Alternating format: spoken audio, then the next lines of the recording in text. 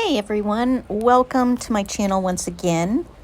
I'm so glad that you're here because today we're about to create this. This piece is called Melody of Self. And I really invite you into my world where music and nature will intertwine with each other. The portrait of this woman is really adorned with a very striking orange flower, as you can see. She embodies serenity and self-expression. This is what I wanted you to see in my art as I develop this piece. Her closed eyes suggest a moment of introspection, which I love to include in most all of my art pieces, while the headphones really symbolize a deep, deep connection to the rhythm of our lives. I really hope that you enjoy watching my process of developing Melody of Self. So in this very first part of laying down, I call it my base layer, I wanted to experiment a little bit. You can't hear it in the background, but I have my music on. I'm in the flow. I'm in my creative flow of experimenting. I hadn't used inks in quite a while, and I thought I would use some bright colors just to play around with some inks right now. And then I started spraying some alcohol in the inks. And when you spray alcohol in inks, they really leave such an interesting texture to the paint when it's dried. There are these little itty bitty specks of almost looks like water droplets, but just a very interesting look to it. So I just wanted to play with this piece just to see what it might look like. So you'll see me just introducing different colors. I'm not worried about staying in any lines or within my drawing that I've already put on this particular canvas. But I was playing with colors, basically. I wanted to see what would look good together because I wanted this piece to be bright, very feminine looking, I wanted it to feel like it was projecting energy. So when you looked at it, you felt energized.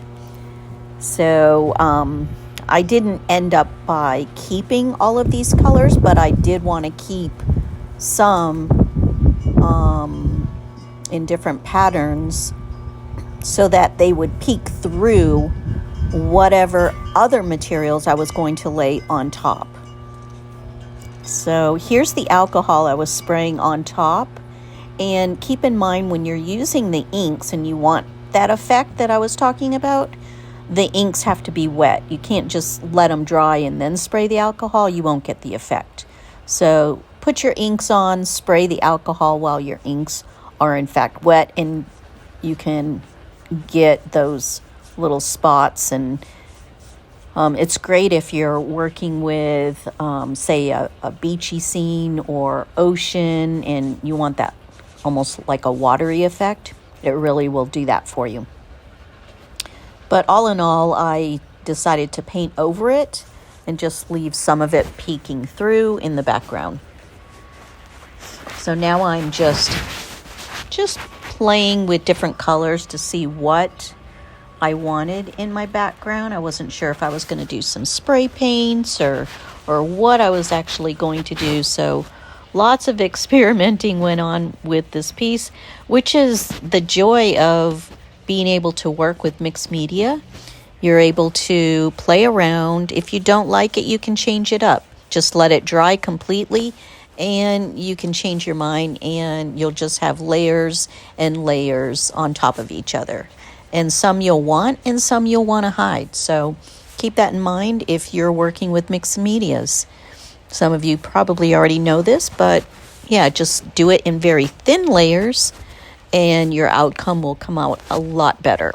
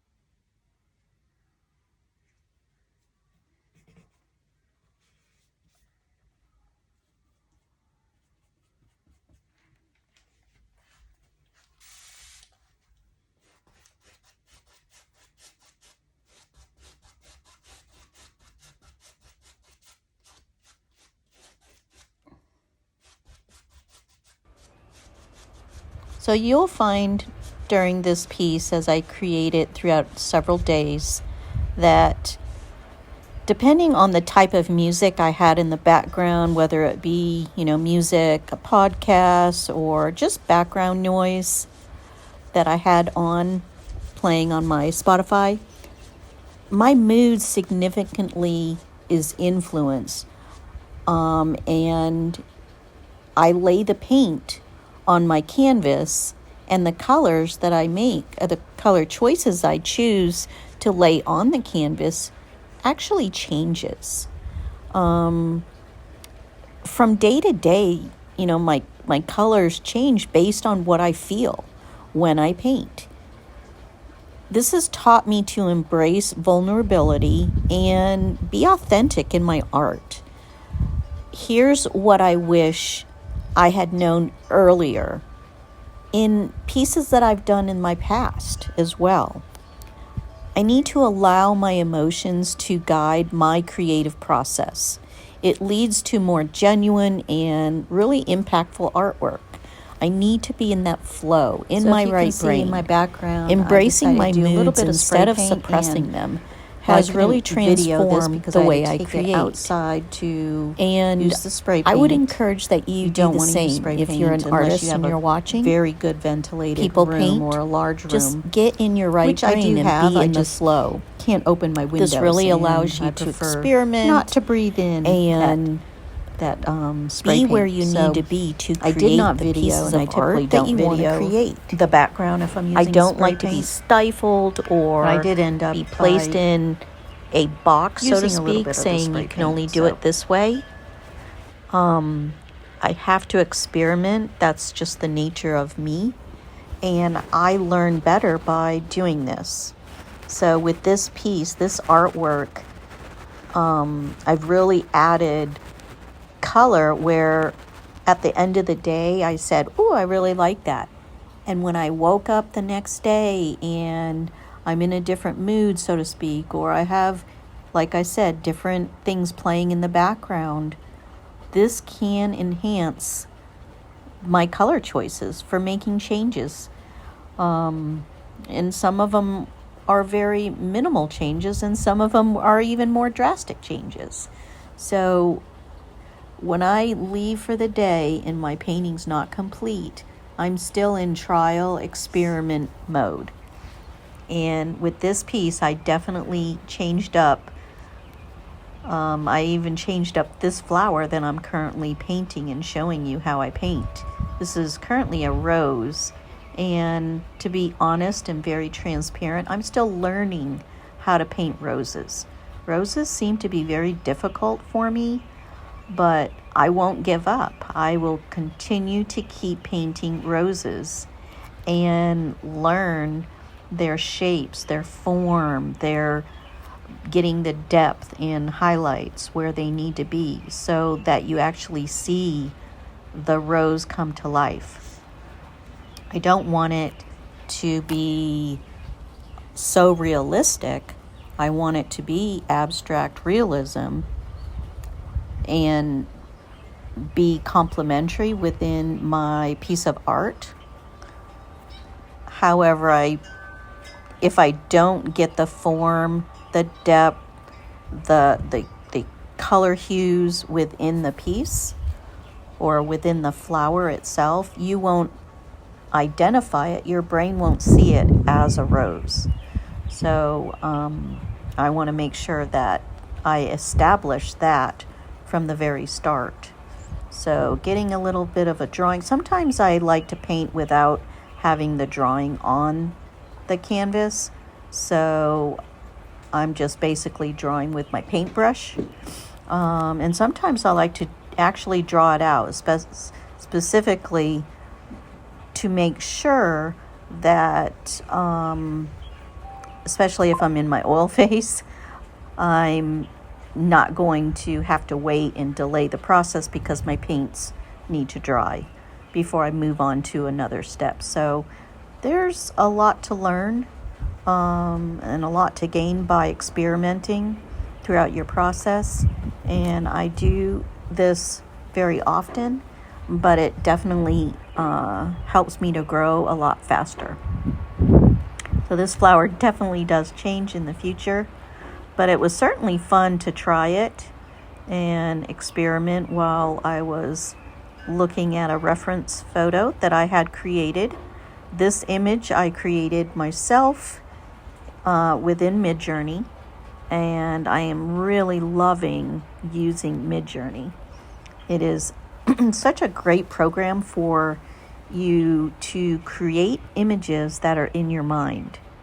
And if you haven't seen some of my other videos yet, go check those out, because I do talk about that as well, how I've really changed my process in just the last few months of, rather than gathering lots of images off the internet and mashing them together in a tool called Pixelmator, which I still use Pixelmator, but not as much, or not needing it as in depth as I was before. I'm using and relying more on the tool called Midjourney. And this is a program that you can download. I did pay for the subscription, but for me, it was well worth it.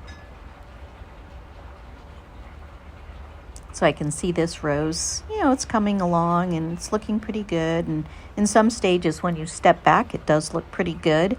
But then when I woke up the next morning, I didn't care for it.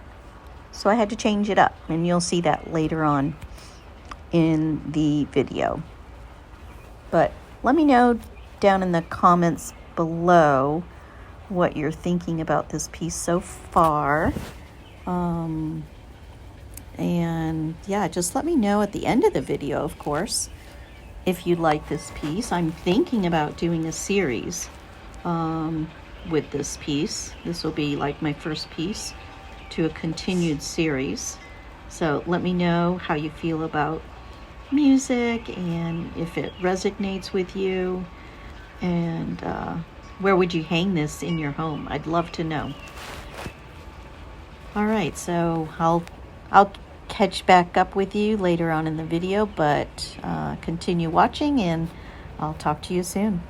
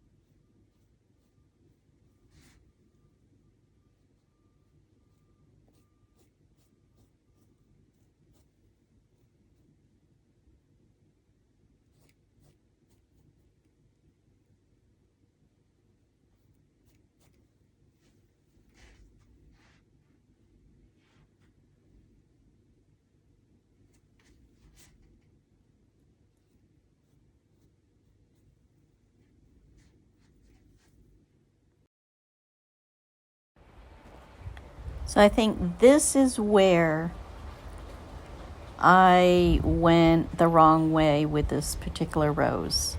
I was just reworking it too much, and reworking it and reworking it.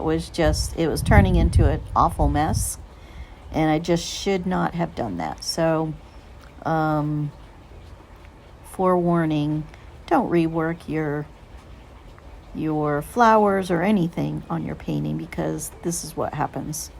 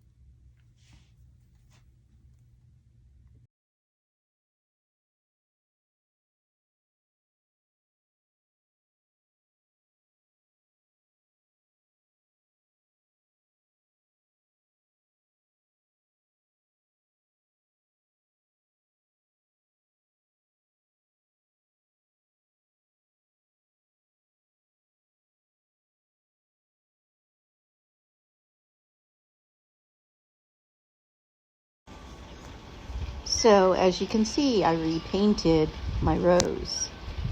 I kept painting it and ruining it, and like I said earlier, you just gotta stop and know when to stop. But I did repaint it. It's a different flower, as you can see, and I feel much better about this one than I did with that rose. So I just need more practice, that's all.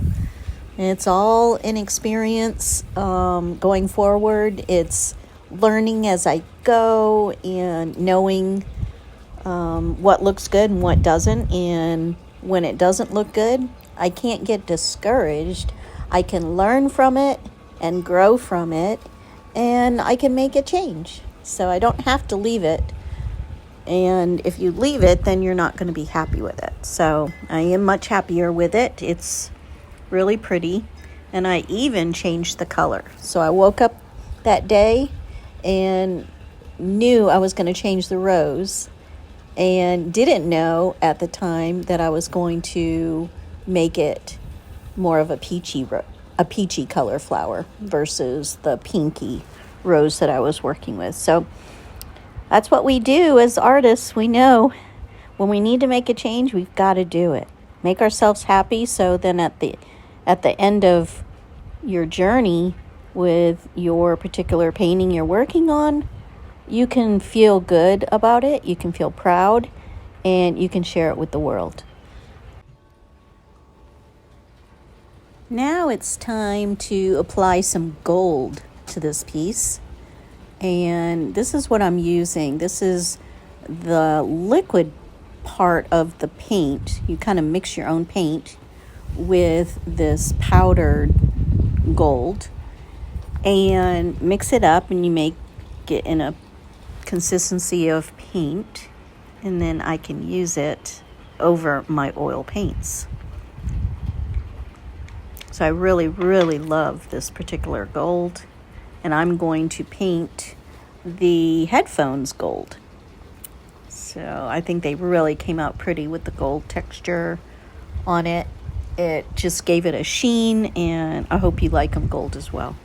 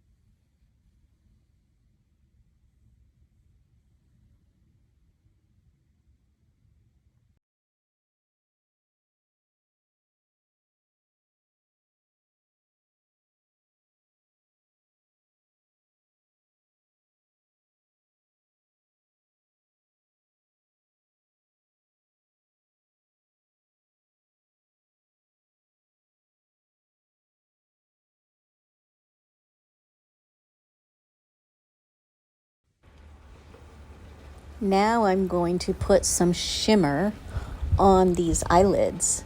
This is like a little, almost like a glitter, but you can apply it with some Galkid on your painting when you're in the oil phase. And I am adding this little bit of shimmer on her eyelid, and boy, it just makes it so beautiful and really feminine looking. And I just think it added such a beautiful touch to make her little eyelid shimmer, just like it looked to me, just like eyeshadow. So it just was really fun addition to this fun painting. Let me know in the comments down below if you've ever done this to your paintings.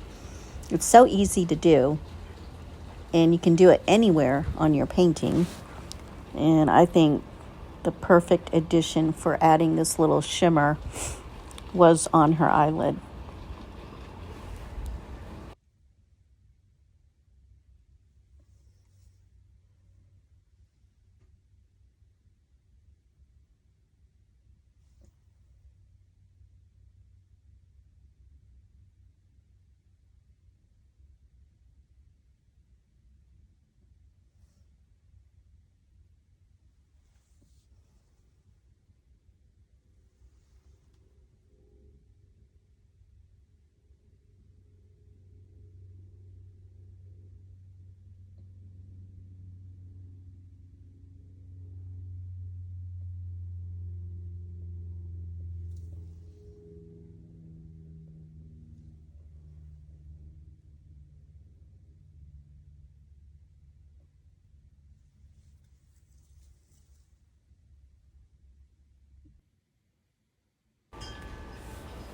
So here we are with the shimmer on her eyelid. It just looks so pretty, especially in the light from like the side angle. You can see it shimmer.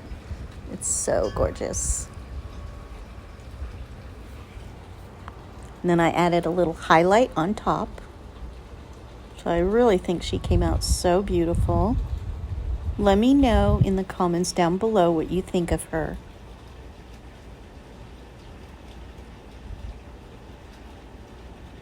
She's such a fun piece.